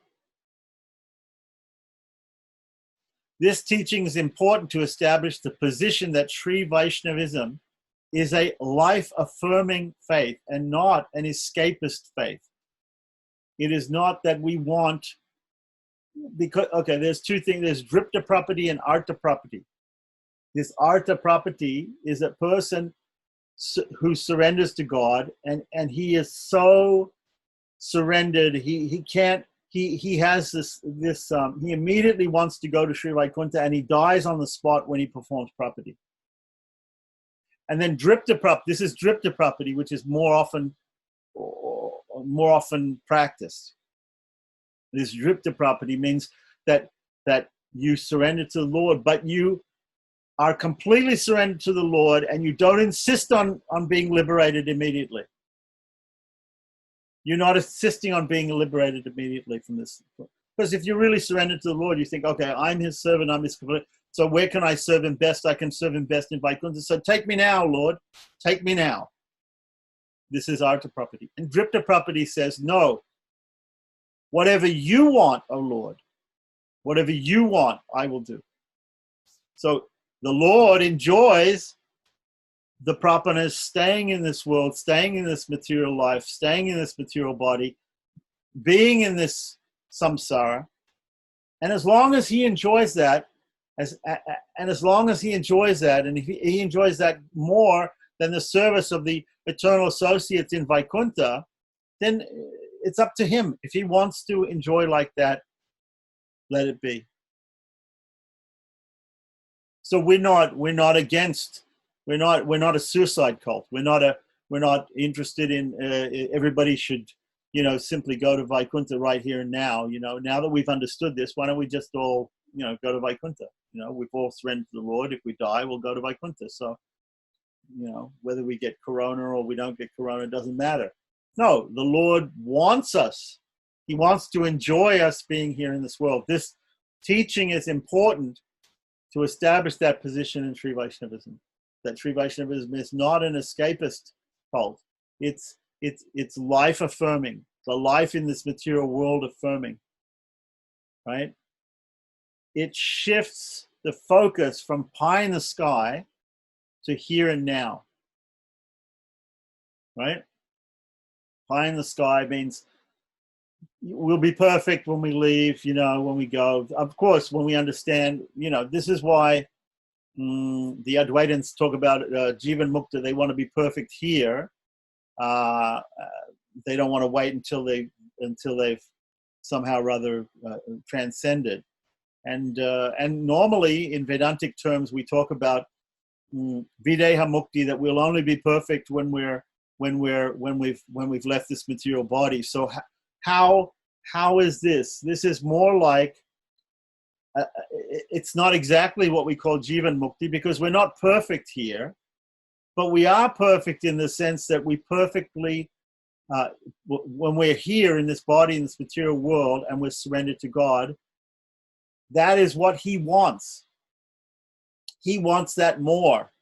We are the lover, we are the dirty lover, and he wants to enjoy us more. He wants to enjoy that dirty lover, that active lover, not the passive, pure. He wants, it's almost like, God has this fetish for us in the material world, even to the exclusion of the people that are serving him perfectly in Sri Vaikuntha, right? And he ends this by saying samsara is nirvana. Now, I wouldn't go so far as to say that. Samsara is nirvana. Nirvana means emptiness, or it means extinguishing. So we don't use the word nirvana usually. Nirvana is not a word that we use. But samsara is not nirvana, but samsara is actually becomes perfection in that way. How do we perfect samsara? Not by the artha property, by just dying and going to Vaikuntha and being perfect, but what is perfect? Perfect is from his point of view, not from our point of view. So we have this idea of what is perfect. This material world's not perfect, this material body's not perfect, and I'm not perfect when I'm in this material world. That's Vedanta. Beyond Vedanta, this idea that God enjoys the sins of the world, right? Even more, let's say, than the jiva going to Vaikuntha and serving him perfectly. So that is very interesting. So as those who wear roots for decoration do not shake off the dirt attached to them, so in regard to the enlightened one, the jnani, the Lord accepts him with all the impurities of his mundane body. Certain fragrant roots sometimes are worn by women in their hair. Especially in South India, sometimes women wear, they take a turmeric root, dried turmeric root, and they wear it because it has to do with Lakshmi. And they might wear some fragrant root or flower in their hair. Retain their scent as long as they are not washed. Similarly, the Lord prefers the enlightened jiva covered by this body, by its body. So this is the idea. The idea is that we are What is the fragrance of us that God enjoys? God enjoys the fragrance of property on us. We have the fragrance of property, just like you see these perfume ads, right? And sometimes that fragrance, sometimes there's these fragrances and they smell a little bad. Normally if we would smell that smell, we would think, oh, what is that? That's a sort of bad, but it has this interesting scent, right? It's a very pungent scent.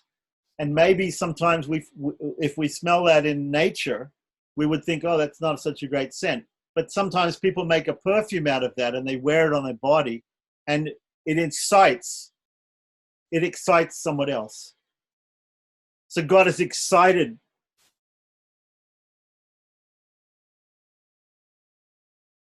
God is excited by the fragrance of the jiva who's surrendering to him, by the fragrance of even of his material body.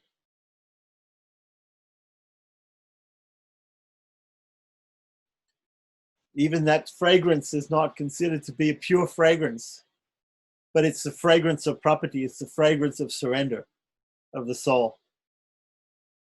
They're already totally surrendered in Vaikuntha. He enjoys like that all day long. And the other persons who are not surrendered to him, he enjoys the sins of the world. It gives him a way to give his grace or anything like that. But those who are just coming and surrendering to him, the fragrance, the excitement that the Lord has in regaining his lost children, his lost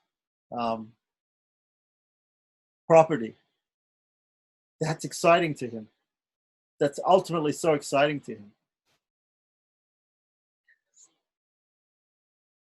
It is again the will of Bhagavan that such a person hankering for him continues to remain in this world, in this material world. No matter how passionately devotees may love the Lord, nor how desperate they may be to be united with the Lord, he continues to enjoy them through the medium of their physical bodies. What does that mean? There are, in the Upanishads, it says there are two birds in a tree. There's a green tree, and that's the body, and there are two birds there. There's a soul and the super soul, the Atman and the Paramatman. And the Paramatman sees the jiva. The Paramatman God sees the jiva, and the jiva is doing so many things in this material world.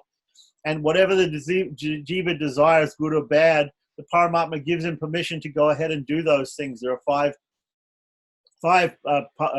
parts to action, as we know from Bhagavad Gita. The Lord is the principal one. Without the Lord's permission, without the Lord's facilitating, we can't do anything in this world. So he's facilitating us doing all those things. When we are not surrendered to him, whether we do the good and we do the bad, we enjoy and we suffer the sins and good actions that we do, the punyas and papas. We enjoy the karmas of those things. But if we once turn towards him, it's another whole deal. He's still facilitating what we do. He's still enjoying, and he's still enjoying through us what we do.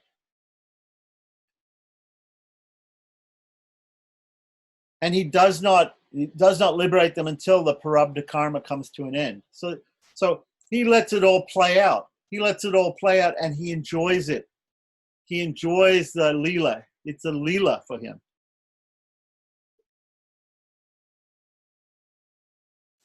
The Lord's love for a single wise person is like his special love for the mountain, Tirumal Uruncholai, while yet loving all his sacred shrines.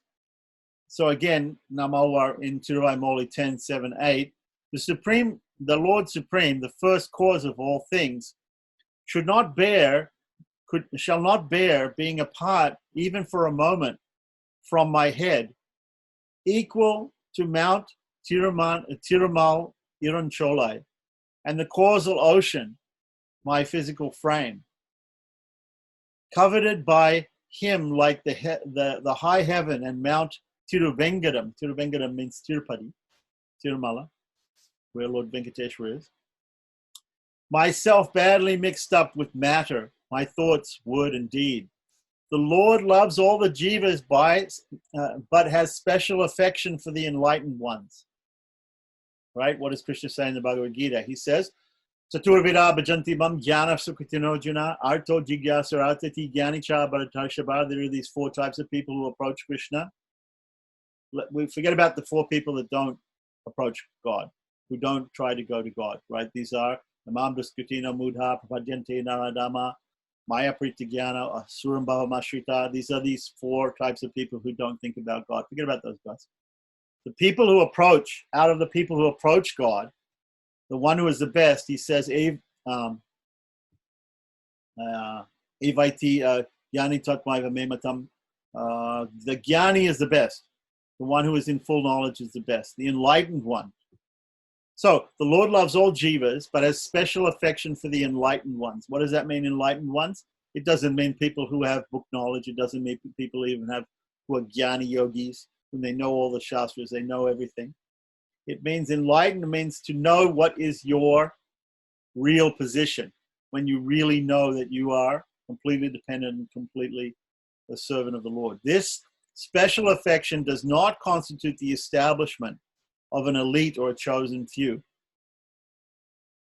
So, yes, the Prapanas we can consider in one sense to be the elite in this material world, the people who have understood their real position.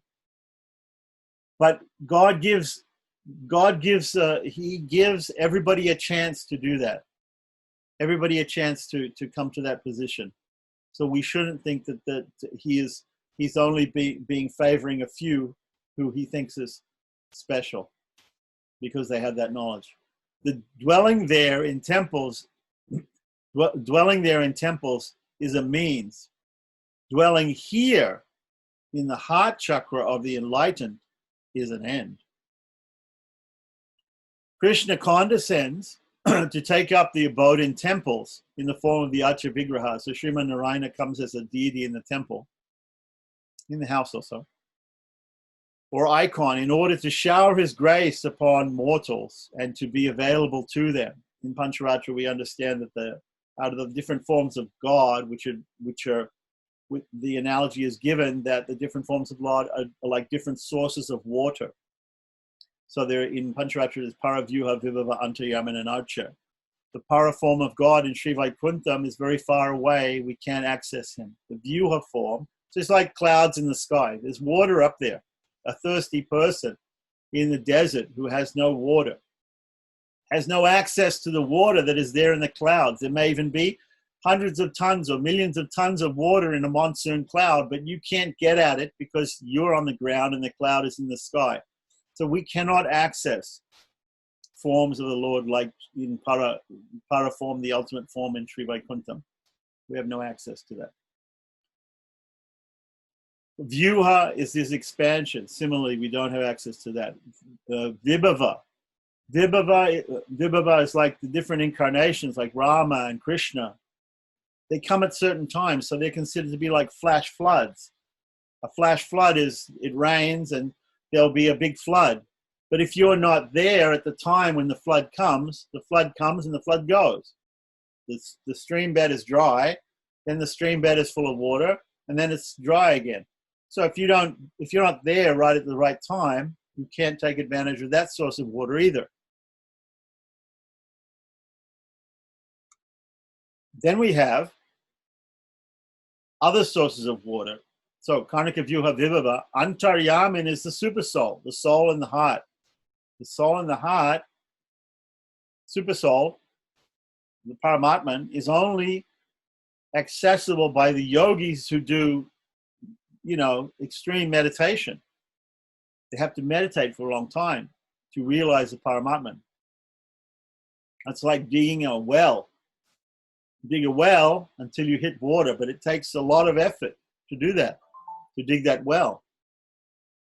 Archa, the Archa form is this last form, is a form in the temple or the form in the house of the Vigraha, the Shalagram in our house, right?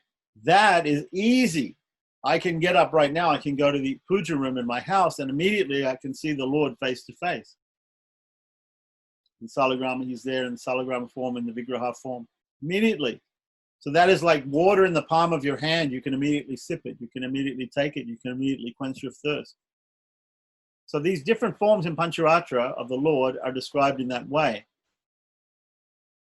Now here it's talking about, so Krishna comes, or Sri Narayana comes, in an Archa avatar, in the temple or in the house, in a Vigraha form, a form of a deity or a form of a Shalagrama, like that. And easily we can get a relationship with him. We can serve him by doing puja or doing what, offering everything to him, offering ourselves to him, like that.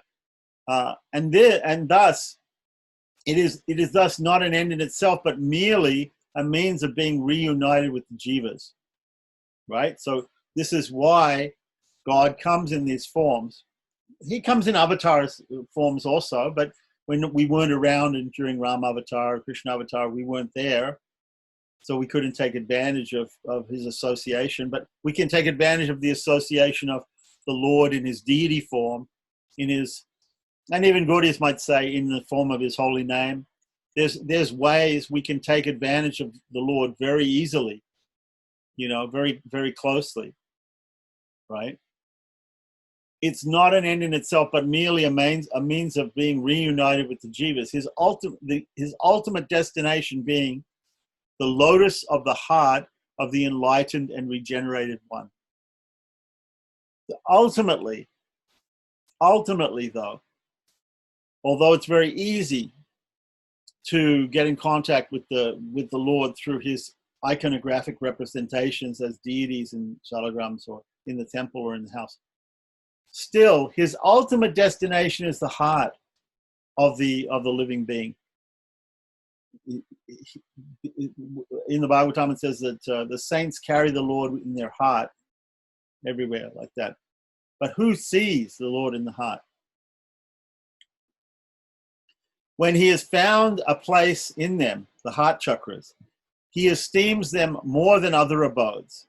It is said, the sacred hills, the milk ocean, and in Periyatudavandadi, it says, the sacred hills, the milk ocean, and the divine Vaikuntha, they've completely disappeared. What a calamity.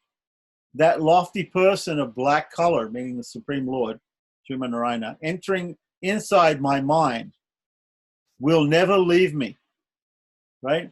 So even if Vaikuntha ceased to exist, even if the Shirabdi, milk ocean, ceased to exist, even if the temples like Tirupati, the sacred hills, right, cease to exist, like that, still the Supreme Lord is there, entering into my mind and heart. Heart means mind means heart in Vedic literature. It's considered that the Atman, the soul, is there within the heart. There's a Upanishad called,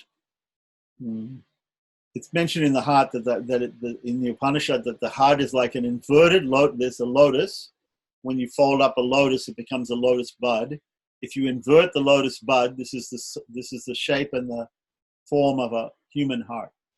So it's described in the Upanishads that the soul and the super soul are there within the heart of the living being, like that. The famous Buddhist mantras, Om Mani Padme Hum, right? I offer my respects to the soul within the lotus of the heart.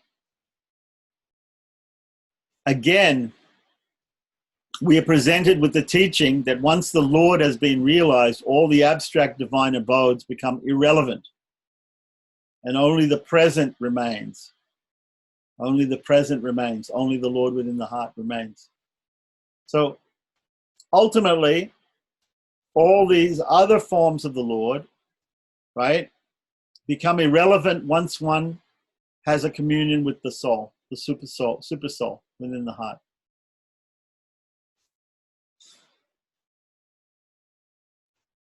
In such a request that one need request. It is such that one need request. Do not leave the temporary residences.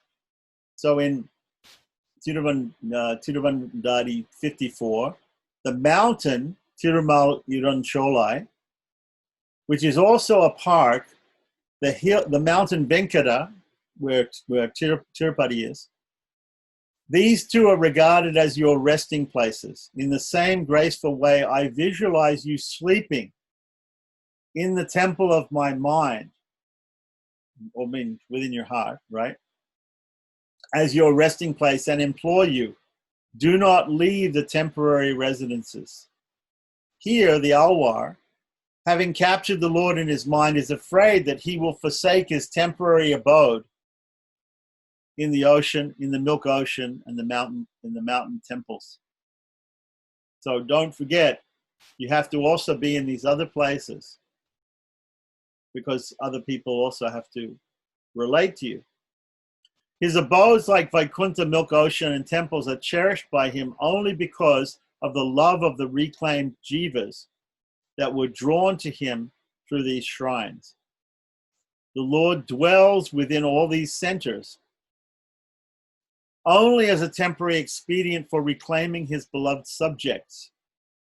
He will thus never cease residing in these locations, for these are the places through which he first makes contact with the jivas. Remember, I said it was so easy to make contact with the deity form, or in Gaudiya Vaishnava terms, with the form of the Lord in sound, the name of the Lord. He will thus never cease residing in these locations, for these are the places through which he first makes contact. Of course, he's always there within the heart and the mind, but the prapanas are first of all externally seeing the Lord in these arch-avatar forms. First makes contact with the jivas, and finally comes to rest in their hearts. This is also very interesting, because in the process of deity worship, we always think of the Lord, the deity in the temple, expanding out of the heart of the person, out of the mind of the person, and then again returning to the mind of the person or the heart of the person. This is the process of avahanam and visarjanam in deity worship, and even the installation of the deity is done from the heart. Of course, some literatures talk about the Lord descending from Sri Vaikuntham, or from the Milky Ocean, or from the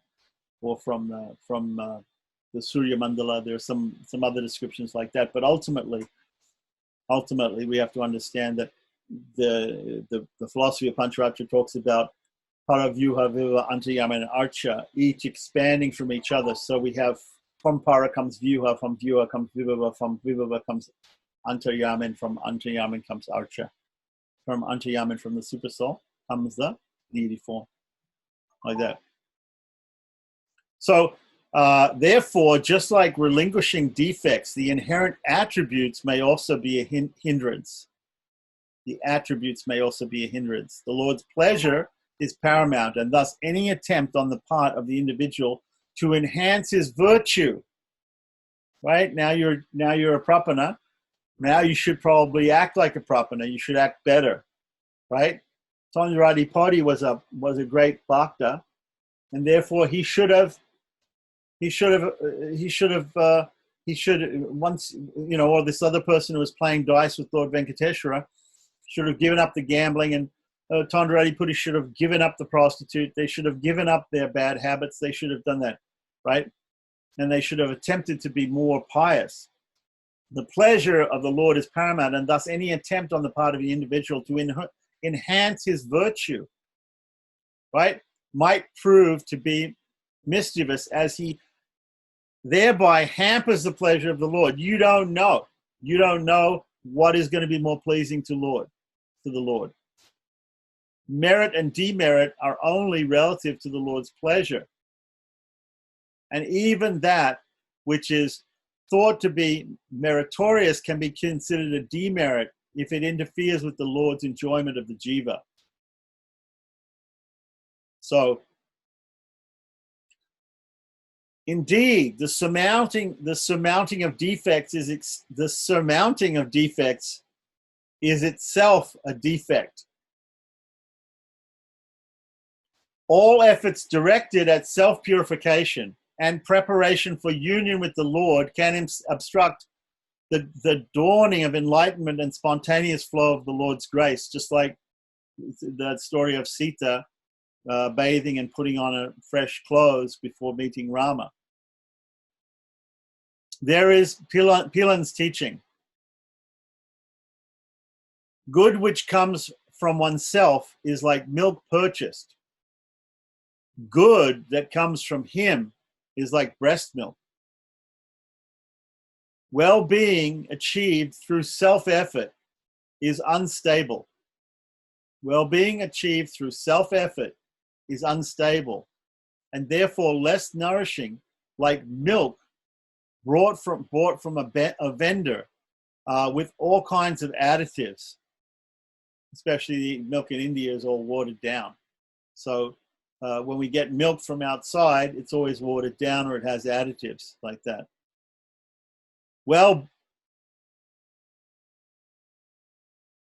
Well-being bestowed by the Lord is the best, like breast milk from the mother. So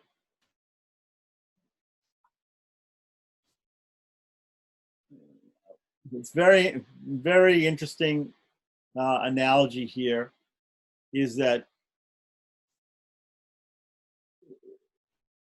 we have to think very carefully about our actions while we're still in this material world.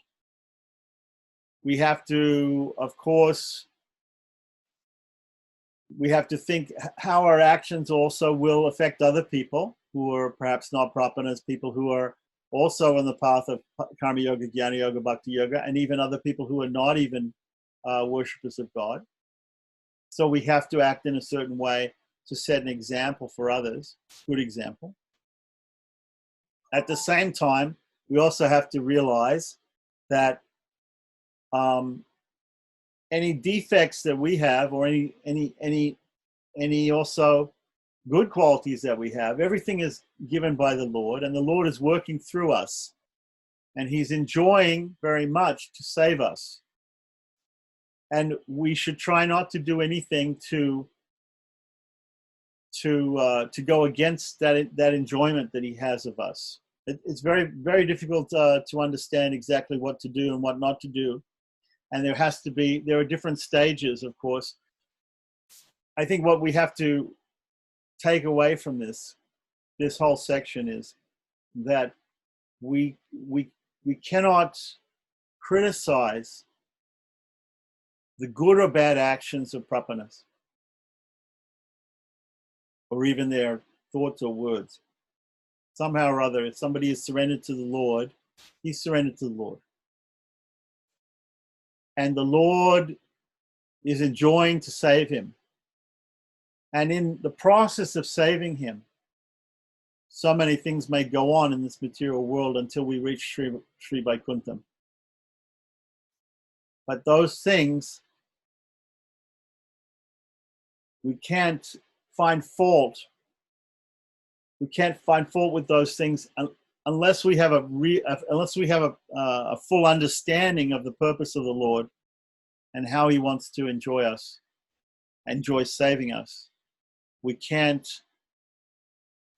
find fault with that. So we have to be very careful criticizing others, criticizing other prapanas, criticizing others who are not prapanas, who are devotees of the Lord, who are doing karma yoga, jnana yoga, and bhakti yoga, or even criticizing people who appear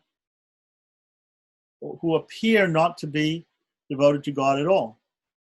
They all have their part to play in the lila, in the play of God, and He is enjoying this lila vibhuti, this material world, in all its aspects.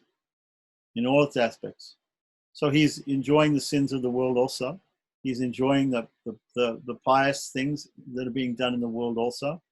Everything is created here for His enjoyment.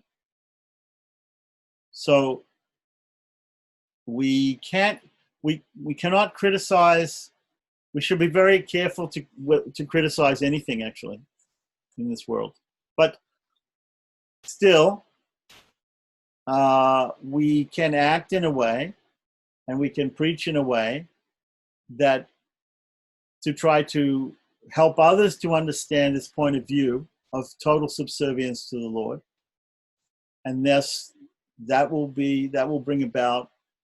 We can act as proxies, for instance, in the mediation between others and the Lord, acting as a proxy.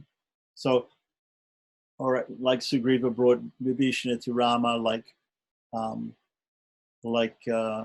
Lakshmana brought Hanuman to Rama, like that. So we can act as proxies to try to bring others to this realization and to bring them to the understanding of the Lord. But at the same time, we can't be attached to what happens when we do this, when we try to do that, because it may not be the Lord's plan, and we should not get in. We can't get in the way of the Lord's enjoyment of the suffering of the world or the sins of the world. So anyway, I think maybe we could, if anybody has any questions at this point, I don't know if we want to go on in too much longer today, but there's some very esoteric points that were pointed out in this section, and I think it needs to be read over again a few times, and we need to think about each of these points and try to understand them in the totality of the system of property and total reliance upon the Lord. Well, it's very clear the way you explained, and it's indeed very esoteric, but also easy to understand. Yeah, it's wonderful. Yeah, I'm the more I read this, the more I realize I'm not qualified to explain it. No, I think you're qualified. Yeah, definitely. Yeah, it's very clear. It's I also like the way you tell the stories from the Ramayana. Yeah, it's nice. Yeah, illustrations. So everybody has, I think everybody has copies of Sri Vacana Bhusanam, and I have I have a couple of other soft copies. So everybody's got the PDF by Rama Ramanujachari, and I have Dr. Lester's translation. I also have one by Satyamurti Iyengar, which is a summary study, and I also have I have this other one which I can't distribute, of course, the one which is much more elaborate. So I would just suggest everybody read over those things between now and next time, and we'll pick it up from the next section. I like this idea of going through the different sections. The next section is called self-reliance. So we'll see what else has to be said after this, because every time we get to a point which is more esoteric than the last point, I think how much further can we go here? And he keeps pushing the boundaries of what these important esoteric doctrines are, and but it does remind me the level of this scripture and how there are many things to go through first before we actually can truly grasp some of these doctrines. So yeah, actually, this scripture reminds me of the writings of Teresa of Avila. You know her? Yeah, there are some esoteric. Definitely, there's some esoteric Christian writers that would have similar writings to this, for sure. So I don't know specifically the details of many of those, but I'm sure. Yeah, she is also emphasizing very much this that you have to open up to the grace of God, and and give up self endeavor, like that. Yeah. But this goes deeper, this scripture. It's It's really good. very deep, very Very deep. deep. Yeah. Yeah. So Yeah, thank you, Swami.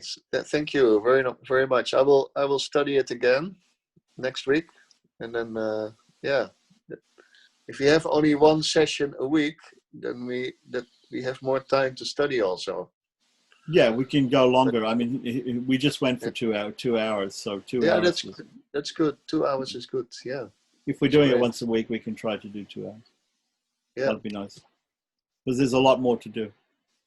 Yeah. Right. Yeah. And Okay, remember, thank you very much. and remember, after this, there's also a Acharya Hridaya, which is a book by his brother, Yeah. justifying a lot of these things. Also, Swami, I just wanted to, I know you mentioned that, okay, as Sri Vaishnavas, we should preach to make others understand the subservience to God. But then you don't see that, well, at least in my experience, that Sri Vaishnavas preach that much like maybe other Vaishnavas, well, maybe from our experience with ISKCON, that they are like mainly preachers. Is it because that, and they take more the stance that everybody is on their own path anyway, and it's kind of like you have to maybe find some fault in them or something before you can preach, in that sense? yeah. Well, of course, if we think everybody's perfect and perfectly following the plan of God, then you can't preach. That's kind of like the Uttamadhikari of Yeah. what Rupa Goswami says. Yeah, you can't preach if you think everybody else is perfect. You can't preach. So therefore, you have to. You can. But see, we've gone through different levels of understanding here, and we've gone through the idea that first of all, we've gone through the idea that God gives the systems that we should be following, like Karma Yoga, Jnana Yoga, and Bhakti Yoga, and even in the Gita, Krishna progresses from Karma Yoga then to Jnana Yoga, and each time he talks about something, he talks about it being the greatest thing and the most important thing. So Karma Yoga is good, then Jnana Yoga is good, then Bhakti Yoga is even better, like that. Prapati is even better. Even better than Prapati, though, is just completely being dependent on the Lord, and so it goes from thing to thing. You can be dependent on the Lord, but you could also be dependent on the Lord, and you can also be giving up.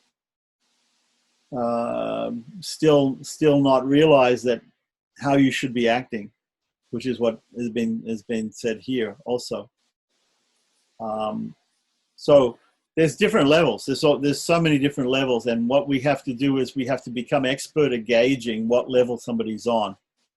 And how do we know that? We only know that by externals. We're not mind readers, and we can't see into the soul of people and really know what they're acting. So there may be some person out there who's a Paramahamsa, a great lover of God or something like that, but he's acting like an avadhuta. He's acting in a really crazy way.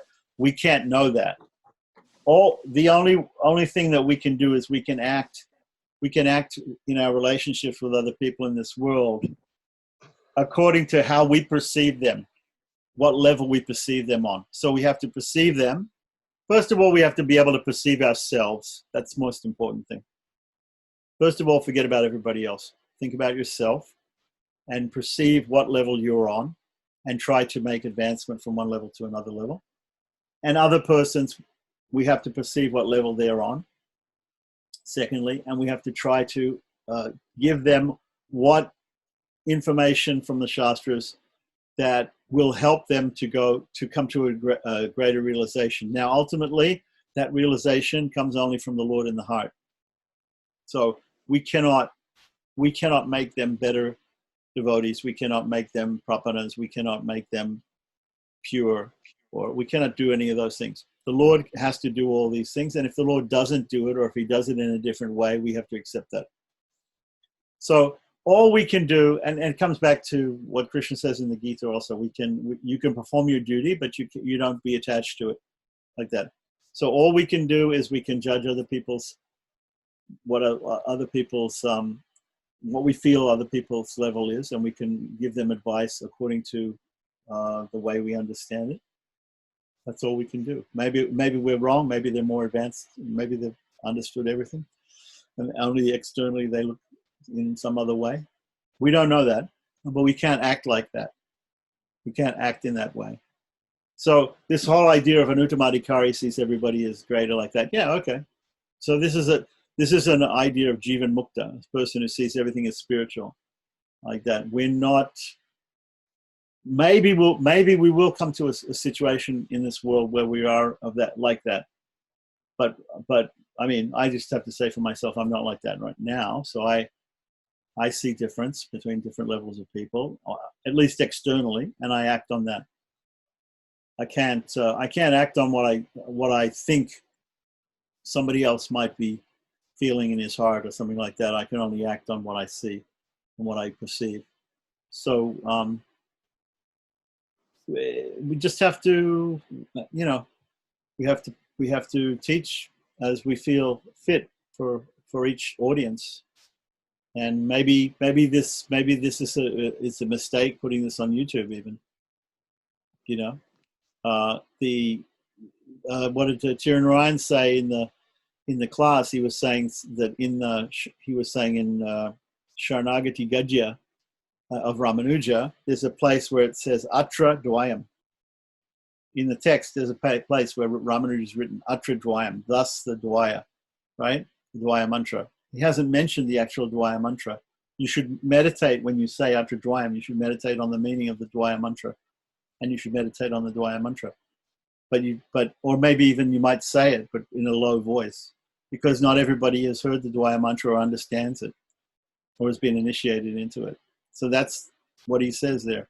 So similarly with any spiritual point, especially these. Why are these books called Rahasya Granthas? Grantha means book. Rahasya means secret. They're called secret books because initially they were so esoteric. They were taught by a guru or an acharya to only the disciples he considered to be qualified,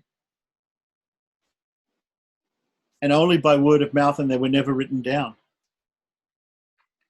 But later on, people thought these esoteric things will be lost, so we have to write them down. We have to publish them, and first of all, writing was in manuscript, and it's like I write it down just for one person. Here's the manuscript of my teachings, so you remember them all like that. The printing press comes along, and we make mass distribution. What to speak of computers, where we can just copy a PDF in an instant and send it to somebody. So then it becomes available to everybody. So when esoteric knowledge becomes available to everybody, then it's often given to people who can't understand it or are not on the level of understanding it. So you're going to find people who read the Rahasya Granthas and who don't understand them, who cannot understand the true meanings of them, right? I may be in that category, and therefore that is considered by some people to be offensive. Like in English, we say casting pearls before swine. The pigs don't understand the worth, what a pearl is worth. So there's no use in giving them pearls. There's no use in preaching the Sri Vacana Bhusanam to people who do not even understand that they should follow the Shastras and believe in God, or take two paths like Bhakti Yoga, Kama Yoga, and Jnana Yoga, right? It's like preaching to. It's like when we preach to a person. There's a starving person, right? So you give them food. You don't go to the starving person and say, you should fast today because it's a Ekadasi. He's starving. That person is starving. You can't say to that person, today's a fast day. Oh, you're starving? But today's a fast day, so you can't feed. So when people come to the temple, even they come on Ekadasi fast days, we give them food. We give them Krishna Prasadam. We don't tell them, oh, today we can't give you any food because it's fast day. Like that. People who are very attached to rules and regulations and Vaisnava Dharma and stuff like that, they act like that, like the Madhvas. In Udupi, if you go to Udupi, every day they feed people in the temple. Every day, twice a day, they feed people in the temple. Lots of people, a lot of people, like that. On Ekadasis, closed. Not only do they not give prasadam to people who come to the temple, they don't even feed the deities like Garuda and Hanuman, because they're bhaktas also. So Krishna's there, and Krishna gets offered food on Ekadasi, but Garuda and Hanuman don't get garlands, they don't get food, they don't get offerings on Ekadasi. They're supposed to fast. Even though they're deities, they have to fast on Ekadasi. That's the way Madhvas sing. Right? So some people, there's overly attachment to rules and regulations, to certain things in the scriptures, and there's too little attachment to them also. And that's also decried in the scriptures. So here we have some esoteric levels here, like that. If you're on a certain level, you can act in a certain way, and that's pleasing to God. But if you're not on that level, don't try to act in that way. You can't judge others, though. Don't judge others. I don't judge others. I don't judge the Chenchus in Ahobalam that they're eating meat and they're killing animals. I don't judge them. I don't judge Tondradi Podialwa because he went to a prostitute. I don't judge this guy in Tirupati, this devotee, for gambling with God. So I'm not judging other people. I have to think about, first of all, myself and my situation and act accordingly. And what I see externally of people, I can judge in a certain sense, and I can offer some respectful advice, about how to go from level to level in the way that I see the other person acting. But I can't insist, and I can't know exactly what the Lord's plan is for that person, or how the Lord is enjoying that person's sins or not. I can't comment. It's not my business to comment on how the Lord treats his property. Well, I'm his property. That other person's his property also. It's not my business to say how it should be, like that. But I can, especially if I'm asked also, what does Krishna say in the Bhagavad Gita? In the end of the Bhagavad Gita, he says, this science should not be explained to those who are not austere, who are not submissive, who are not intelligent, right? So this, even in the Gita, he says, Rajavidya, this is a great secret. Now, how is the Gita a secret? There's millions and millions of Gitas being published all over the world. How is it a secret? Even this book how is it a secret anymore? It's not a secret anymore. It's an open secret. So what's the secret? The secret is if you can realize it. If you can realize what it means, then you've understood a secret. Because many people read it and they don't realize what it means. They don't realize at all what it means. And even if we may a little bit try to realize what it means, we don't fully realize what it means. So again and again, we can read it and we can try and more deeply understand what it means for us. But ultimately, it's all the Lord's plan, and we have to see it like that. And we can't over endeavor for trying to preach to someone or teach someone or change someone or do something in this world, because ultimately it's all the Leela of God.